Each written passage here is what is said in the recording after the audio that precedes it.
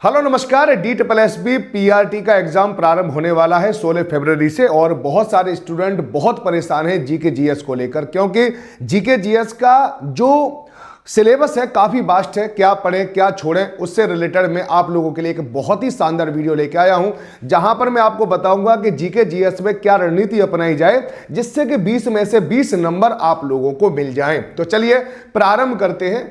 सबसे पहले देखते हैं कि जो जनरल अवेयरनेस जो होता है उसमें 20 क्वेश्चन आते हैं और 20 क्वेश्चन के साथ साथ वो 20 मार्क्स के भी होते हैं और जिसको हम दो भागों में बांट सकते हैं। पहला होता है करंट अफेयर्स और दूसरा होता है आपका स्टैटिक जीके। अब स्टैटिक जीके क्या होता है?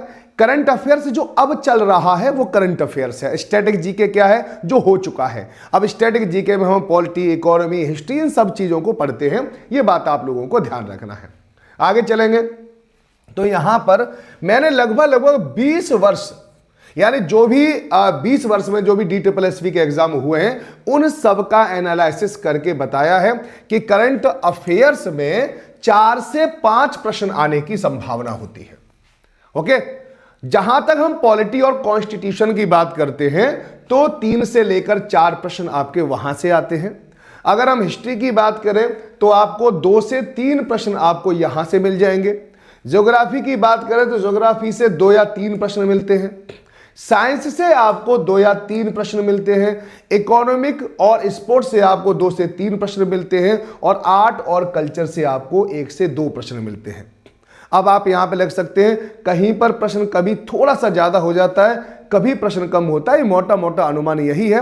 चाहे आप PRT, TGT या PGT किसी का भी जनरल अवेयरनेस वाले अगर सेक्शन को देखेंगे तो लगभग यही ट्रेंड काफी दिनों से ट्रेंड कर रहा है, ध्यान रखना। अब इसमें भी थोड़ा सा हम आगे चलेंगे कि जब आप करंट अफेयर्स पढ़ें तो कौन कौन से टॉपिक पर आपको ध्यान रखना है स्पेशल, जहां से प्रश्न पूछता है। तो सबसे पहले आपको पिछले 6 से लेकर 8 महीने की करंट अफेयर्स ही देखनी है, ज्यादा पुरानी करंट अफेयर्स न देखें। ओके, इसके अलावा जो पुरस्कार हैं यहां से बहुत प्रश्न आते हैं। जैसे अभी पद्म पुरस्कार आया है तो याद रखना, साहित्य अकादमी से जरूर सवाल आता है, ज्ञानपीठ पुरस्कार से जरूर सवाल आता है, तो उनको जरूर याद रखना है। और इसके अलावा जो नियुक्तियों से प्रश्न आने की संभावना होती है और खेल समाचार, तो आप पुरस्कार, नियुक्ति और खेल समाचार इनको अच्छे से तैयार कर लेना। इसके अलावा शिक्षा क्षेत्र से संबंधित जो सरकारी योजना है, बजट में जो प्रावधान होते हैं उनसे रिलेटेड भी आप लोग प्रश्न कर लेना। तो आप लोग यहां पर देख सकते हैं, है ना, आप लोग यहां पर देख सकते हैं आराम से। तो सरकारी योजनाएं विशेषकर शिक्षा क्षेत्र की। थोड़ा सा और आगे चलेंगे, एक एक सब्जेक्ट को देखेंगे। तो पॉलिटी और कॉन्स्टिट्यूशन में आपको क्या पढ़ना है, टॉपिक याद रखना। टॉपिक में आपको बता रहा हूं, प्रस्तावना, ठीक है, इसके अलावा कुछ महत्वपूर्ण अनुच्छेद है, संवैधानिक संशोधन है, मौलिक अधिकार है, राष्ट्रपति और संसद और पंचायती राज है। अगर देखा जाए 20 सालों में तो पॉलिटी से इन्हीं सेक्शन से सबसे ज्यादा प्रश्न पूछे गए हैं। रिपीटेशन वाले प्रश्न भी आते हैं, कई बार रिपीट प्रश्न भी हुए हैं, ध्यान रखना। इसके आगे थोड़ा सा चलेंगे, अगर हम एंशिएंट और मिडिएवल में चलेंगे तो यानी हिस्ट्री में चलेंगे तो एंशिएंट मिडिएवल में महत्वपूर्ण युद्ध जैसे पानीपत का युद्ध है, तालीकोटा का युद्ध होता है, ओके, बक्सर का युद्ध है, तो इन सबके युद्ध के बारे में आप लोगों को निश्चित रूप से पता रहना चाहिए प्राचीन और मध्यकालीन भारत में।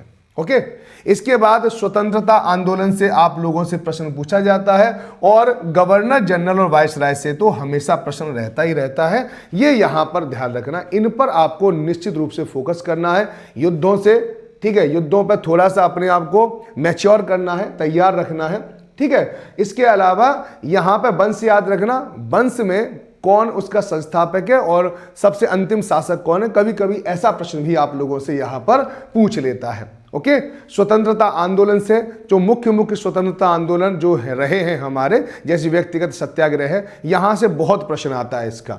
भारत छोड़ो आंदोलन है, सविनय अवज्ञा आंदोलन है, असहयोग आंदोलन है, होम रूल आंदोलन है, स्वदेशी आंदोलन है। ये इसके ऐसे कोर पॉइंट हैं जहां से प्रश्न आप लोगों से खूब पूछे जाते हैं। ओके, इसके अलावा भूगोल अपने आप में तो बहुत वास्ट है, भूगोल को पढ़ने में भी आपको बहुत समय लगेगा, लेकिन यहां से भी आपको कौन कौन से टॉपिक देखने हैं, पर्वत, नदियां और मिट्टी।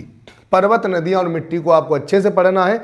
इसके अलावा महत्वपूर्ण जो राष्ट्रीय उद्यान है, नेशनल पार्क, इसके अलावा वन्यजीव अभ्यारण्य और इसके अलावा बायोस्फीयर रिजर्व से भी प्रश्न आपसे पूछता है। तो यहां पर तीनों चीजों को आपको अच्छे से तैयार रखना है। इसके अलावा कृषि यानी एग्रीकल्चर, एग्रीकल्चर में सेरीकल्चर, ठीक है, बर्मी कल्चर ऐसे आते हैं ना, उन कल्चर को भी आपको अच्छे से याद रखना है। और यहाँ पे खरीफ की फसल, जायद की फसल, इनसे भी प्रश्न आप लोगों से पूछे जाते हैं। तो कृषि वाले सेक्शन को अच्छे से तैयार रखना और खनिज संसाधन को भी, कि कौन सा मिनरल्स कहाँ पर पाया जाता है, कौन सा राज्य किसके उत्पादन में प्रथम स्थान रखता है। तो भूगोल से इन सेक्शन से प्रश्न पूछा जाता है। याद रखो यहां से इस स्पेशल नदियों से जरूर याद रखना, क्योंकि नदियों से एक प्रश्न पूछे जाने की हमेशा 100% संभावना बनी रहती है, वो भी बहुत डेप्थ में आपसे नहीं पूछता है, ध्यान रखना। अगर सामान्य विज्ञान की बात करें तो आपको विटामिन्स पर ध्यान देना है, रोग पर ध्यान देना है, यानी विटामिन्स और डिजीज। इसके अलावा मात्रक है, दर्पण, लेंस, ये सब है। फिजिक्स में आप लोगों को ये ध्यान देना है। और केमिस्ट्री में धातु और अधातु, मेटल और नॉन मेटल, यहां पर आप लोगों को ध्यान देना है। इन्हीं टॉपिक को पढ़ लोगे तो आपके साइंस के प्रश्न यहां पर हो जाएंगे। ओके। बायोलॉजी में एक चीज और याद रखना, साथ साथ विटामिन के अलावा और रोग के अलावा रक्त से भी प्रश्न आता है और डाइजेशन सिस्टम से यानी पाचन तंत्र से भी, यहां से भी प्रश्न पूछे जाने की परंपरा रही है। उन परंपराओं का आपको भी पालन करना होगा। अर्थशास्त्र में देखें तो पंचवर्षीय योजना से एक प्रश्न आता ही आता है। तो जितने भी 12 पंचवर्षीय योजना है, योजना आयोग है, नीति आयोग है, इनको आप अच्छे से पढ़ना, ठीक है। लास्ट टाइम पे आपको इन्हीं टॉपिक पे गौर करना है। आरबीआई और बैंकिंग, आरबीआई की पूरी कार्यप्रणाली, repo rate, reverse repo rate, MSF, यहाँ बैंक दर वगैरह से प्रश्न आते हैं आपसे बैंकिंग। इसके अलावा जीडीपी और मुद्रास्फीति से प्रश्न आप लोगों से पूछ लेता है। करंट इकोनॉमी में बजट अगर आया है तो बजट जरूर पढ़ें, और जीएसटी स्लैब में कौन सी चीज को छूट मिली है, किस पे कितना टैक्स लगता है, इसके बारे में भी आपको निश्चित रूप से पता रहना चाहिए। कला और संस्कृति, जहां से एक या दो पूछा जाता है तो शास्त्रीय नृत्य यानी भरतनाट्यम है आप लोगों का, और मोहिनी अट्टनम है, कथकली है, कथक है, शास्त्रीय है, ये सभी के शास्त्रीय नृत्य आप लोगों को अच्छे से याद रहने चाहिए। प्रमुख त्योहारों के बारे में, यूनेस्को विरासत स्थल जो होते हैं इनको आप अच्छे से पढ़ें। लोक नृत्य के बारे में भी आप गहरी समझ डेवलप करें, तब जाकर आपके एक या दो प्रश्न आप लोगों के यहाँ पे होने की पूरी संभावना है।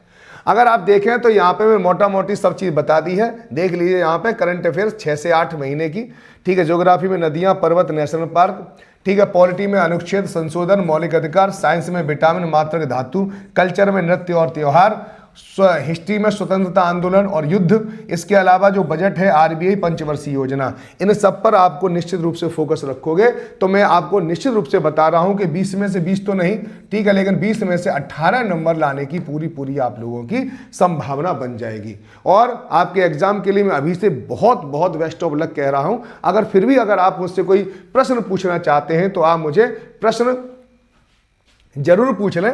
और मैं एक नंबर आप लोगों को दिए जा रहा हूं 8368775254, है ना, इस नंबर पर मुझे कॉल कर लें। साथ ही साथ एक काम और करना कि अगर आपको टेस्ट यानी टेस्ट जरूर देना, और टेस्ट देने के लिए मैं आपको बता रहा हूं कि सिर्फ 1 रुपए में आप टेक्स्ट बुक सुपर पास लाइव पे जुड़ सकते हैं, सुपर पास लाइव में जुड़ सकते हैं, और 48 घंटे तक, है ना, 48 घंटे तक आप सिर्फ 1 रुपए में टेस्ट दे सकते हैं। तो अपने आप को यहाँ पे देख भी सकते हैं कि आप कहाँ पर स्टैंड करते हैं। तो ये मेरे पास इंफॉर्मेशन थी। आपको इंफॉर्मेशन कैसी लगी जरूर बताएं, लाइक जरूर कर दें और वीडियो को शेयर कर दें, ताकि आपके जो दोस्त DSSB की तैयारी कर रहे हैं वो भी इस वीडियो से लाभ उठा पाए। बहुत बहुत धन्यवाद। नमस्कार, आपके उज्जवल भविष्य के साथ।